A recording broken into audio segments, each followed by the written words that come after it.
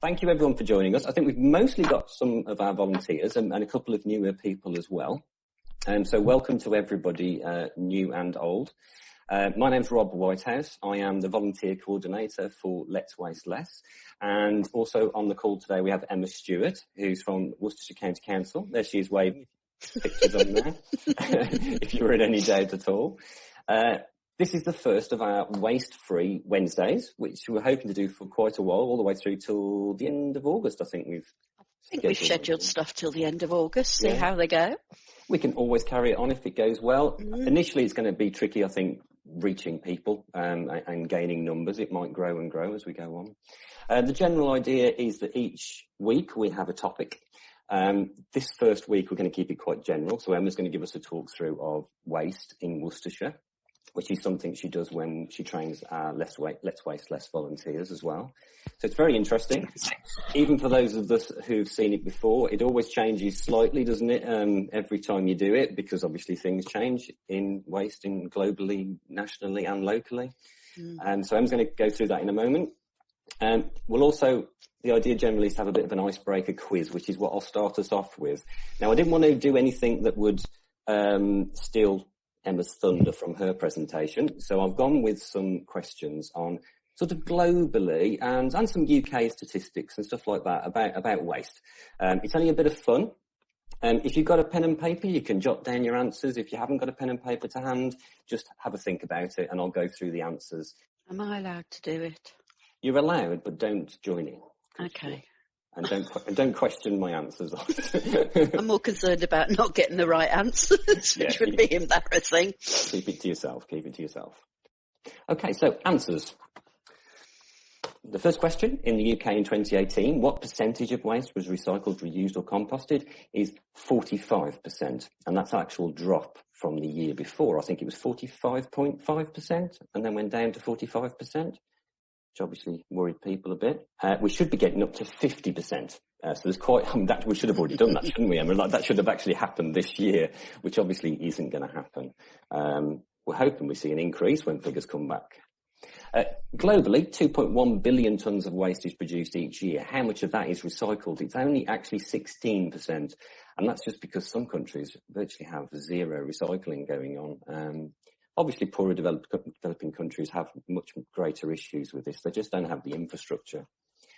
It's Wales that is in the top 10 of world recyclers. Really impressive statistics. Now, you might not be able to see this, very small writing, sorry, but this is the top 25 waste of recyclers in. So Germany is at the top and has been for a while. Then it's Singapore, and then Wales is third. And then it goes Korea, Austria, Taiwan. If you're looking for any of our countries, United Kingdom as a whole appears first, and then England's a little bit after that.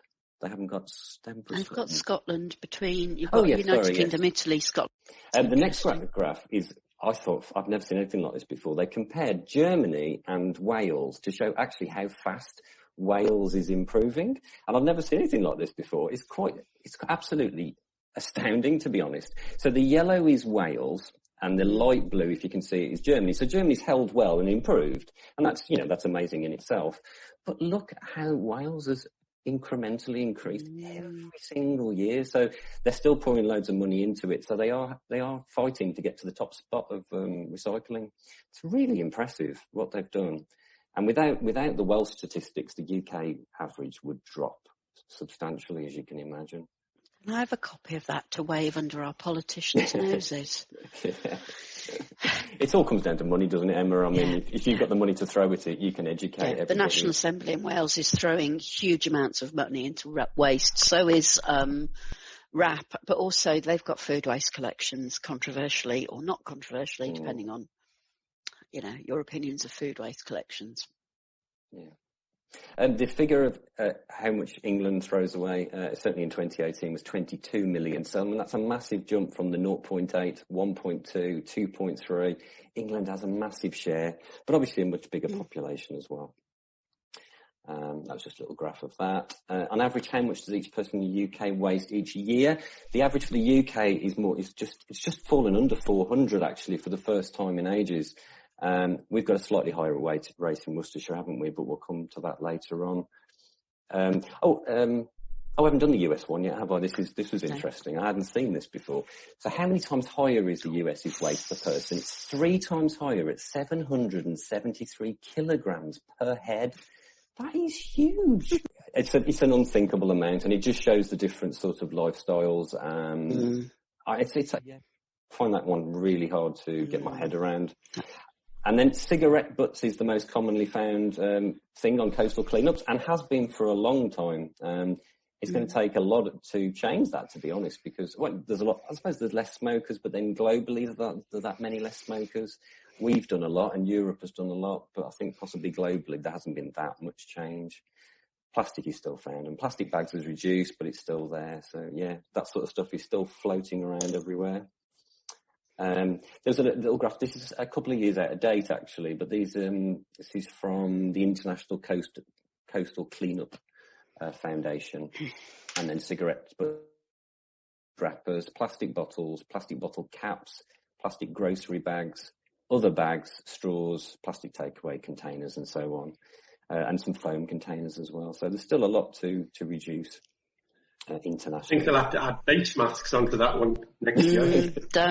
Please don't go down there, please. They are see them by the side of the road everywhere now. Yeah, they're everywhere, aren't they? Yeah. They're filtering into the recycling scheme, that recycling service as well.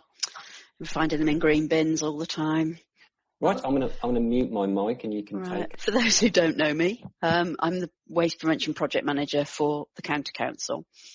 So it's my job to get the people of the county to reduce the amount of waste that they throw away. But it's just a quick overview, because obviously we are a 2-tier authority, as they call it. So we, as Worcestershire, are the disposal authority. So we actually dispose of the waste, and then you have the collection authorities, which are your district councils that actually go out with the crews on the ground and collect the waste. And you'll see in a slide, I'm not very good with this. There we go. I'll go over the sort of how that works in a sec, but going on from Rob's quiz, as you can see, each person in Worcestershire generates 463 kilos of waste a year, which is, pretty good. We're not the best. We're not the worst. Interestingly, they set a target in 2000 of around about 460, I think it was 460 kilos by 2020. Because we were over 1,000, so we were generating a ton of waste per person in Worcestershire in the year 2000. But then there wasn't really much in the way of recycling facilities out there, and curbside recycling obviously wasn't around for all the districts. I worked for Worcester City in 2003, introducing their curbside. So it's still under half a ton of waste, but that includes obviously recycling and residual waste, garden waste, all the waste that we actually collect. And as you can see, we disposed of over 200,000 tonnes of household waste, which cost us over £30 million and cost the taxpayer over £30 million. Obviously, all the waste that we collect, which we call waste arisings, we're terribly, geeky in the waste industry, and we like to use our terms. So if I'm using a term at any time now or in the future, just go, what you on about? But as you can see, over the coming years, we've got more financial pressure on us. We've got the pressure of more households. Obviously, more households means more waste. We've got the pressure, obviously, with budget cuts that we're having. Obviously, everything we're going through at the moment with COVID-19, that is going to have an impact on council budgets, full stop. But obviously, we are getting grants from the government for that. But it still means that the powers that be at Worcestershire County Council that balance the books might turn around and say, actually, you need to start thinking about cutting the amount of money you spend on disposing of your waste, which is the main point of my job, but I am on my own. Back in 2005, the waste team had a budget of over £250,000 and a team of 6.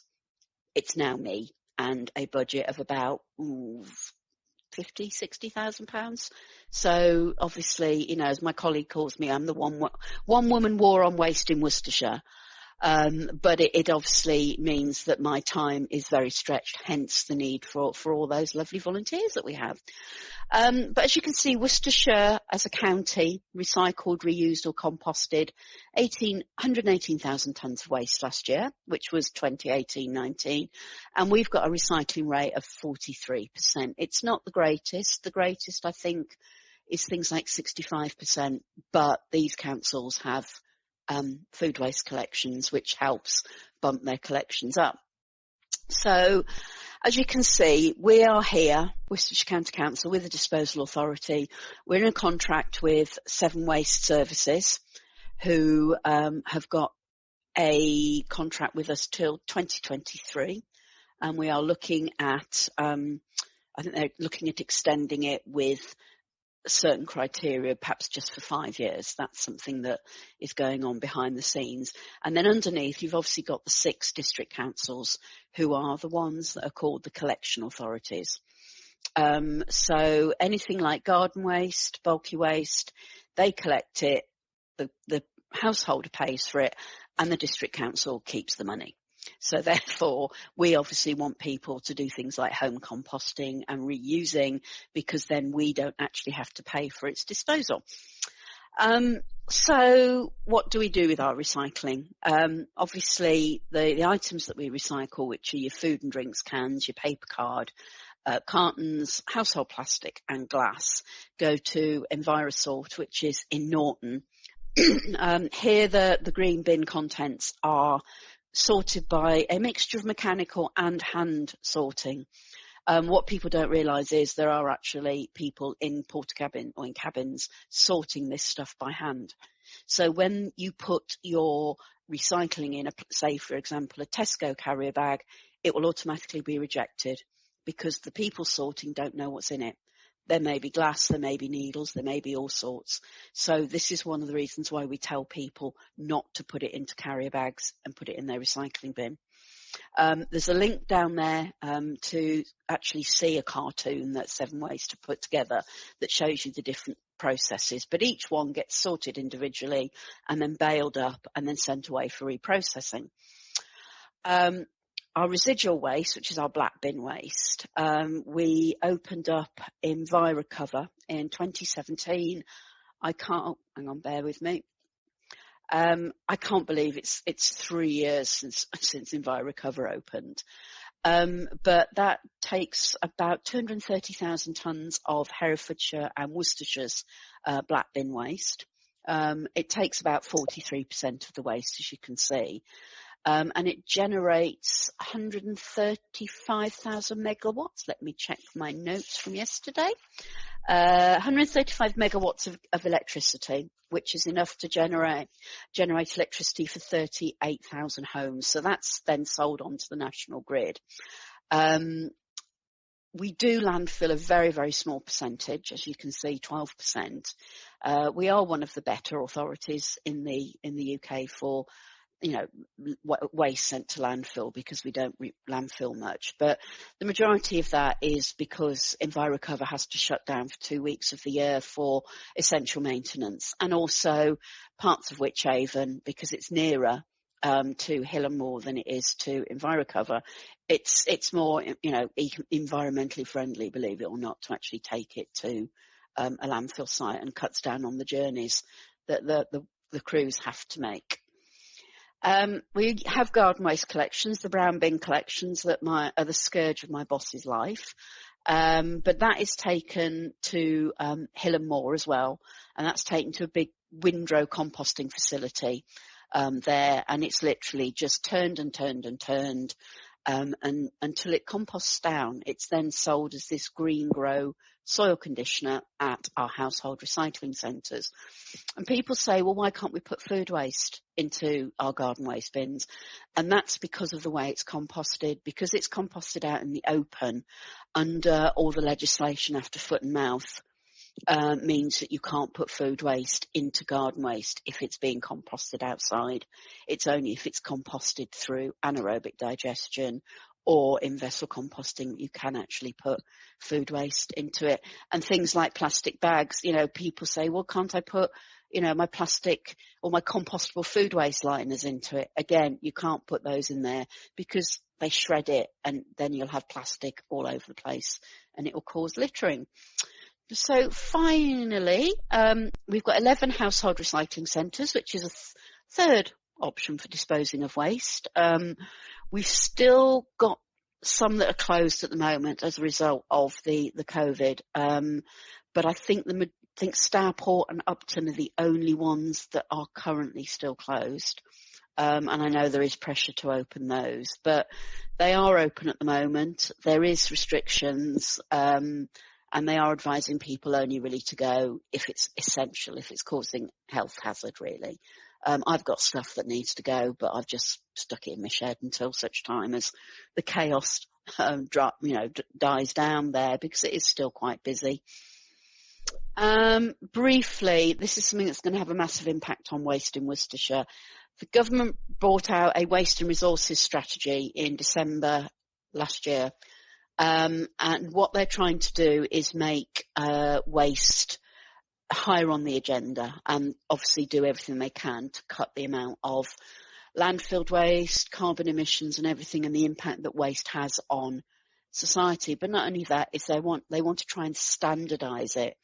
Now, some councils have food waste collections, others don't. We're one of the ones that doesn't. Some councils have free garden waste collections. We don't. The 50% recycling rate for the UK, as Rob's already said, we probably won't make that because of everything that's been going on. COVID has obviously thrown a massive spanner in the works for every walk of life. But they want to, the thing we do agree with is standardising recycling services so that every council collects the same materials, because there's a lot of councils that don't collect cartons and things like that. There's some that collect textiles at curbside. We don't. And it's very confusing if you're moving from one side of the country to the other. So that's what we're saying is, yes, great, standardised recycling service, eliminate food waste from landfill by 2030, and everything we can obviously to eliminate plastic. So that's some of the plastic films and things, but that's more down to the manufacturers. And obviously extended producer responsibility is something whereby manufacturers will have to pay towards the recycling of their products. So if the Heinz and the Mars and the big companies out there aren't actually contributing towards our costs, then they're going to have to pay penalties, and a certain percentage of packaging has got to be recyclable. So, we're still waiting to hear about that come back, because obviously the big manufacturers are like, well, we don't want to pay for every council to dispose of our plastic film. And the argument of the government is, well, make it recyclable and then you won't have to pay. So hopefully going forward, this is all long-term stuff, probably for the next 10 years, but you never know. We might see eventually everything that is produced that can be recycled.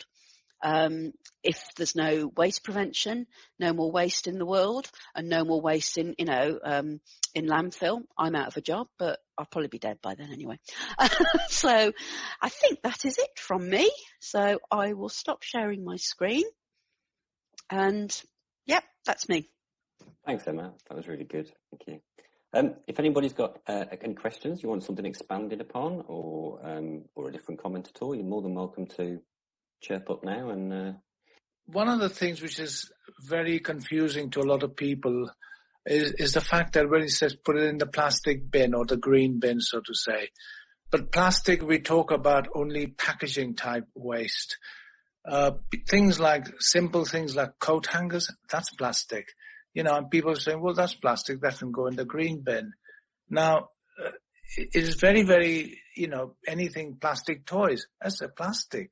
So, so it needs to be a bit more clarified. Over the years, we've been saying, anything plastic goes in that bin. No, it's never been anything plastic. It's always only ever been plastic household packaging. When I first worked for Worcester, it was, they talked about it in numbers, you know, these little triangles on the bottom. It was 1s and 5s or whatever it was. And then it became just plastic bottles. Then it was, you know, the way that I say to people, and Michelle says it, if it's a bottle, pot, tub or tray made out of plastic, as long as it's not black, you can put it in your recycling bin. But the symbol we're using now is household packaging. So it's pictures of plastic bottles, tubs. But the easiest thing to say to people is bottle, pot, tub or tray. I mean, we have got massive problems with contamination. I mean, I've seen the thing this morning that's come through from Seven Waste for May. And I just bang my head against a brick wall with people. You know, the amount of nappies, garden waste, food waste, electrical items, hard plastics that are put into recycling bins is unbelievable. So yeah, it's hard, I know, to get that message across, but that's what we've been trying to do and are trying to do. Yeah, it's the word plastic, because that's the green bin is for plastics, you see. That's got to be plastic packaging sort of thing. Yeah, so that's why we say plastic household packaging. And that's plastic true. packaging. And that's true for all councils across the country. I mean, RAP certainly went down that route of stop talking about the number plastic and what type it is, because then people start trying to add their own little spin on it and going, oh, that's the same as that. So that can go, which is why everyone's eradicated that now and say this type, and this type goes in the bin. And I think that's pretty much true of all the councils I've had contact with around the country. Grey plastic trays, is that acceptable? Yeah, anything as long as it's not black. Yeah, okay. That makes sense. Yeah, as long as it's not black. Yeah, anything black, whether it's a bottle or a tray or anything like a plant pot, because obviously we can put the brown and the taupe plant pots in. Sorry, I'm confused because something's come up. Chat. I think Nina's put a question there. Oh, right, yeah. It's me because I've picked this up a few times in people I've talked to. Yeah. If they think something is recyclable, they don't understand that doesn't mean you can't put it in the curbside collection. Yes. And I think somehow we need to get a clearer message to distinguish between, yes, it can be recycled, take it round to your household waste site. And yes, it can be collected at the curbside, because it's two different things, isn't it? Yeah, it is totally. I mean, I get we almost need to ban ban all those labels that are on packagings at the moment. Yes. I just finished a general video actually for Garden Organic about waste reduction as a whole for the whole country. So I've had to keep it very generic for the whole country, obviously. But my biggest message in there is ignore social media, ignore TV, ignore newspapers. You only go to your local district council for the information that's right for your area, and you ignore the packaging labels like the classic green dot, which just means they've paid money for recycling, and the one that you mentioned, like Nina, like the Mobius loop, which is like the white recycling loop. No wonder that sort of stuff is confusing. Yeah. They have changed the on-package recycling symbols recently, I have noticed. But I mean, we have got a whole section about all the different recycling symbols on the Let's Waste Less website. But it is a problem. And don't even start me and Anna from Bromsgrove Council on the subject of TerraCycle. We as a council do not support TerraCycle, I'm afraid, because that again is giving the public the perception that, it can be recycled. So that's why we're finding more crisp packets and more sweet wrappers and things like that in the recycling bins, because they go, it's recyclable, put it in the green bin. And this is the hardest thing that we have got, and the battle that I think all councils are fighting in the, how do we say to the public, actually, it's not your crisp packets, it's not this, it's not that, it's only this set of materials. And it's a long battle I think we're going to be having. I mean, hopefully, the literature that we have got helps people, but obviously, this is where it's frustrating that, you guys can't go out and do some education, because our contamination levels are going through the roof again. And a lot of that is down to, I think, partly because people are running out of capacity, because there's more people at home. So they're filling their black bins really quickly. So they start just dumping it in the green bins. Emma, You know, you just said then that we don't support TerraCycle, and would it not be actually more efficient if we did do something like that? So you could put everything into your green bin and it was sorted at the sorting centre. It's where the market is. This is what it's not us that dictates what can be recycled. It's the markets. So Seven Waste, you know, they've only got markets for paper, glass, card, whatever we recycle. Something like the TerraCycle is managed by people like Walkers and all the manufacturers. So they take it back, and then they, I assume they just recycle it and make more crisp packets. So, I don't think in a lot of cases it's just turned into lower grade quality items, I think. Yeah, I think some of it's just turned into like bins and stuff like plastic. Yeah. Hard plastic not recyclable anymore. But That's where some of the confusion is, that you know, a lot of that stuff must go into the black bins now because people can't be bothered going to the tip. So it's just somehow, if there was some intervention somewhere, even if you had to pay for it, it would actually be less black waste, wouldn't it? In the end. Yeah, I mean, these things are very light. So, and this is the other issue. I mean, this is one of the reasons why we don't collect foil curbside. That was going to be your next question, was it? Partly because it's too light. I mean, Seven Waste, we used to collect foil. Those of you who remember the purple and clear sacks when we first had curbside in Worcestershire, you used to be able to put foil in your clear sack. But it took so long to collect enough material to bale it up to make a ton that Seven Waste said it's just not worth the hassle. And then there's obviously the issue of contamination, because if you say we collect foil, people will just take their greasy bits of foil off their Sunday roast and scrunch it up and put it in a recycling bin. We collect clean foil at the recycling centres, but it's see, the public only hear what they want to hear. They don't hear the word clean, they hear the word foil.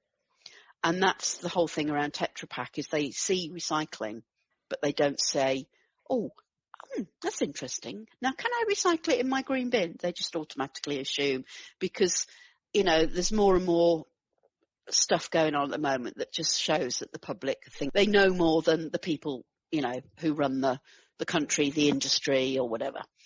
And social media feeds into that though, doesn't it? Social media, if you've got a group of people who are all talking backwards and forwards, and they, you know, you're reinforcing each other's views, and that's where the radicalism gets out of control. It's a similar sort of thing. You're absolutely right. It's a very difficult situation, which is why we need to do as much as possible to try and put things right, really. And if anyone's got any ideas about how you'd like to engage with a little local group, we've had, you know, little bits and pieces. Like Rosemary's not here today, but she was going to share some little bits of information that Emma had shared on her local little WhatsApp group.